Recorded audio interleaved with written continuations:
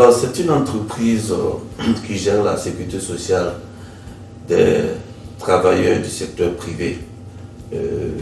Plusieurs régimes, dont le plus important qui est le régime de retraite. Et c'est ce régime de retraite qui a fait l'objet d'une réforme très importante il y a 10 ans de cela, c'est-à-dire en 2012. Parce que cette entreprise avait connu de graves crises. Elle a connu 2 graves crises, une dans les années 90, où il a fallu licencier le cadre d'effectifs. Après, elle a rebondi un peu, et dans les années 2000, elle est retombée encore dans un déficit. Et de 2005 à 2011, elle avait accumulé 200 milliards de déficit. Alors, vous comprenez que ça devenait inquiétant. Comment on remonte la pente dans cette condition? Il a fallu réfléchir pour sortir définitivement de ces périodes de crise-là. Et à l'analyse, nous nous sommes rendus compte que c'était le modèle économique du régime de retraite qu'on appliquait qui n'était pas bon, je dirais, n'était pas adéquat. Ça ne permettait pas d'assurer l'avenir,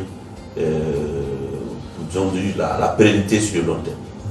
Parce que ce régime qu'on gère, qui est un régime de répartition, qu'on appelle aussi un régime de solidarité intergénérationnelle, le modèle économique de ce régime disait que les actifs, à un moment donné, d'une génération, cotisent pour les retraités de cette génération. Comme si, de génération en génération, il n'y a pas d'autres facteurs qui puissent influencer ces deux entités. Mais dans la réalité, on se rend compte qu'il y a l'espérance de vie qui augmente, il y a de plus en plus de retraités, et il y a aussi des crises économiques qui font que des fois il y a de moins en moins d'emplois créés. Et donc c'est ce qui crée le déficit. Et nous avons réfléchi pour changer ce modèle économique. Et moi, comme j'avais fait un peu d'économie, j'avais appris quelque chose d'important en économie, c'était que ressources égale consommation plus épargne, et épargne investie engrange la richesse. Je dis bon, comme je veux qu'on soit riche, on va appliquer ce modèle. Parce que le modèle ancien ressemblait un peu à un modèle qui dit ressources égale consommation, puisque vous vous contentez d'équilibrer vos comptes en se disant que de génération en génération, tout va s'équilibrer. Et je vous ai expliqué que dans la réalité, ça ne marche pas comme ça. Vous voyez, dans des pays développés, tous les gros problèmes qu'il y a en matière d'équilibre des régimes de retraite, il y a des régimes de retraite qui sont déficitaires depuis de nombreuses années. Alors, donc, changer le modèle, c'était de faire quoi? Nous avons appuyé sur 2 leviers. L'âge et le taux de cotisation. L'âge de la retraite qui était à 55 ans, nous l'avons passé à 60 ans. Et le taux de cotisation qui était de 8%,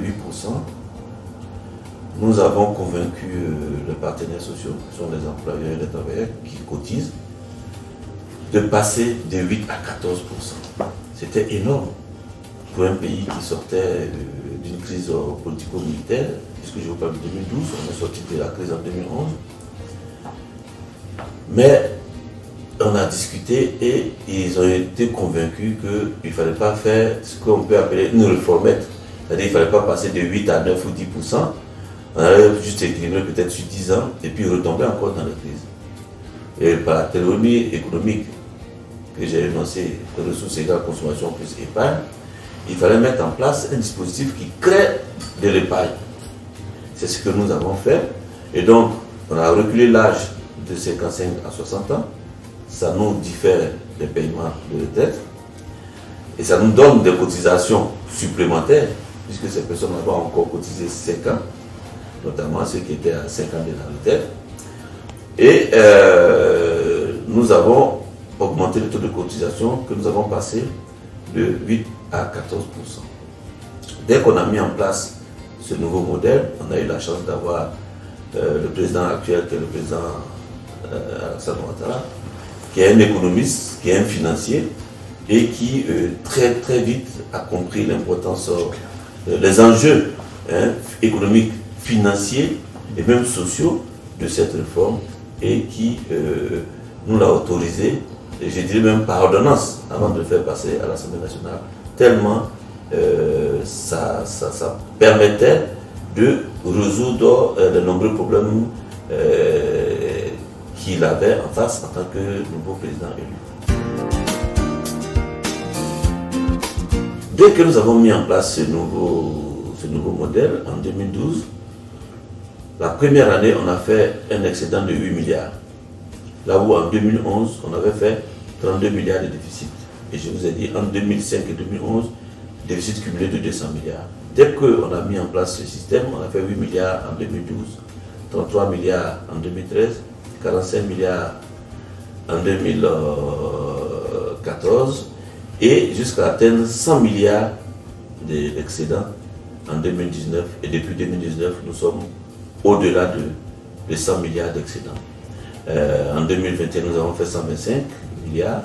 En 2022, 150 milliards. En 2023, on attend 170 milliards. Et à partir de 2025, on va dépasser le cap de 200 milliards d'excédents annuels. Alors, qu'est-ce que nous avons fait avec tout cet argent? Cet argent, nous avons investi de sorte que le portefeuille monétaire et financier qui était de 26 milliards en 2012 est passé à 760 milliards fin 2022.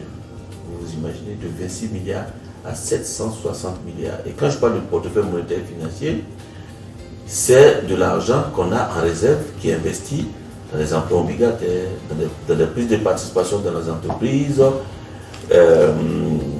et dans les bons de trésor et tout ce qui suit, tous les véhicules financiers qui existent dans des fonds d'investissement aussi. La raison pour laquelle je suis ici, j'ai été invité par Africa 25 parce qu'on investit aussi dans les fonds d'investissement. Africa 50 plutôt, on investit dans les fonds. Et 2023, on va terminer ce portefeuille monétaire financier, on va le porter à 1000 milliards. Donc, comme je dis, quand je vous dis 1000 milliards, c'est de l'argent qu'on a en réserve, ce n'est pas le budget annuel qu'on utilise, le budget de fonctionnement d'investissement, il est à part. Lui, il a atteint le niveau de 400 milliards en 2022 et en 2023, on va aller au-delà de 400 milliards. Et c'est sur ces 400 milliards de budget que nous disons que d'ici 2025, nous allons faire des excédents de 200 milliards. Ça veut dire quoi? Ça veut dire que nous avons dépassé la dimension d'institutions simples de sécurité sociale. Nous sommes passés à ce qu'on appelle un investisseur institutionnel. En plus de la sécurité sociale, nous sommes un investisseur institutionnel et nous investissons dans l'économie du pays pour développer le pays, mais nous investissons au-delà, puisque dans le pays, nous sommes actionnaires de plusieurs banques. Nous sommes propriétaires de 21% de la banque BCC, 20% de la Banque nationale d'investissement, 20% de la NCA BAO, qui est une banque qui est connue aussi en Afrique, et 20% de Bank. Nous avons 5% chez Ecobank et 5% de Orabank. Par niveau international, nous avons investi dans Eranov, qui est la structure qui s'occupe de l'eau, de l'électricité, de l'énergie. Vous connaissez l'importance de l'énergie pour nos pays. Et nous avons commencé timidement il y a 5 ans avec 5%. Et là, maintenant, nous sommes depuis 2 ans à 15%. Et nous travaillons énormément avec au développement de tout ce qui est énergie avec Eranov. Donc, ça nous a permis d'assurer la pérennité du régime, puisque aujourd'hui, nous sommes à plus de 3 ans de paiement de prestations, au cas où, ça ne peut pas arriver, mais au cas où le pays s'arrêtait, nous sommes capables de payer toutes nos prestations pendant plus de 3 ans. À la fin de l'année, nos réserves nous permettront de payer, d'avoir 4 années de paiement de prestations de côté. Et ça va continuer. Et tout ceci, donc, comme je disais, grâce à la réforme qu'on a eu à faire, au changement du modèle économique. Et vous m'avez posé la question si les autres pays peuvent le faire. Effectivement, tous les autres pays africains peuvent le faire. Alors nous ne sommes pas arrêtés là. Nous avons abordé la question relative au secteur informel, au travail indépendant. Depuis 2 ans, nous avons étendu la sécurité sociale à cette population.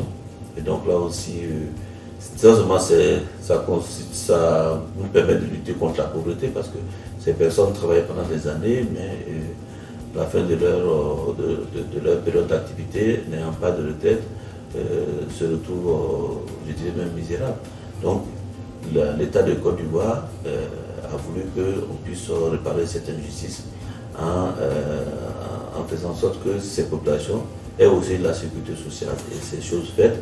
Aujourd'hui, nous avons enrôlé 300 000 personnes. Le chemin est lent encore puisqu'ils sont évalués à 6 à 7 millions de personnes. Là où le secteur salarié est évalué à 1 million de personnes. Donc vous voyez que c'est la grande masse qui n'était pas couverte et qui a une couverture aujourd'hui.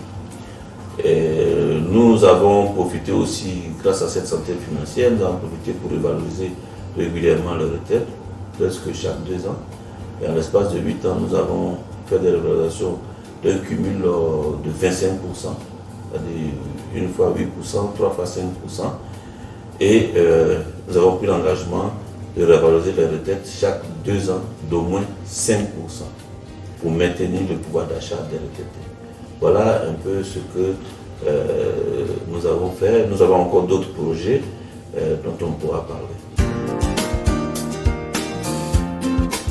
Les pays se sont développés à partir du secteur privé. Si vous prenez tous les pays européens, les États-Unis et tout ça, ce sont des économies dynamiques, des économies où le secteur privé est dynamique.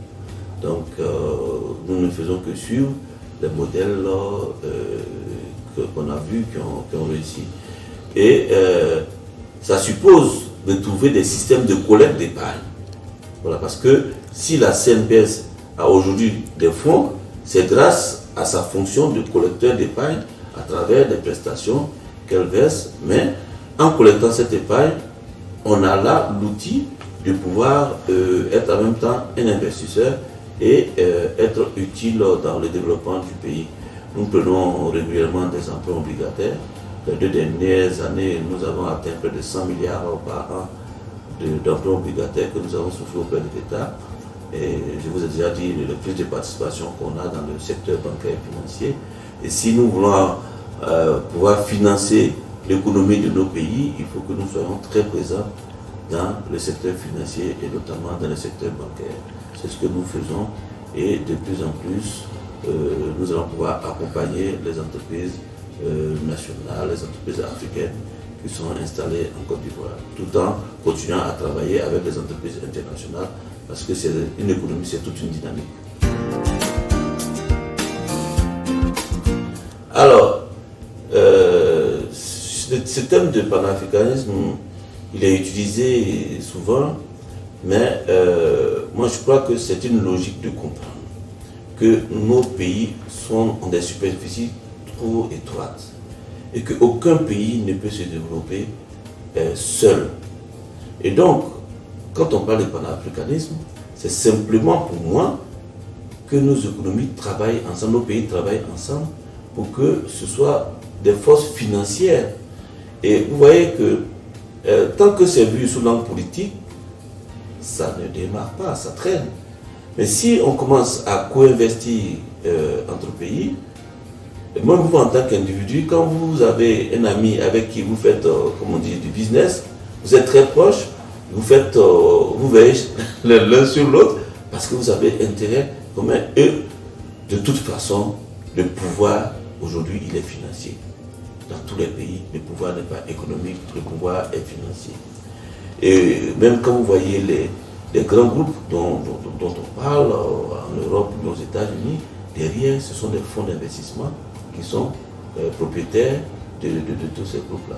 Et donc, il faudrait qu'en Afrique, on comprenne qu'on doit développer les fonds de pension, on doit développer les fonds d'investissement. Et les caisses de sécurité sociale ont un rôle important à jouer. Mais absolument. C'est pour cela que les caisses de sécurité sociale doivent faire des réformes pour se donner cette dimension financière importante pour accompagner le développement d'abord de leur pays, mais à travers ce qu'on appelle le co-investissement. Et même Africa 50, c'est quoi? C'est toute l'Afrique qui est concernée, c'est des investisseurs institutionnels africains et des pays, et des investisseurs comme la BAD. Donc ça permet parce que les besoins sont importants, les besoins financiers pour développer l'Afrique sont importants.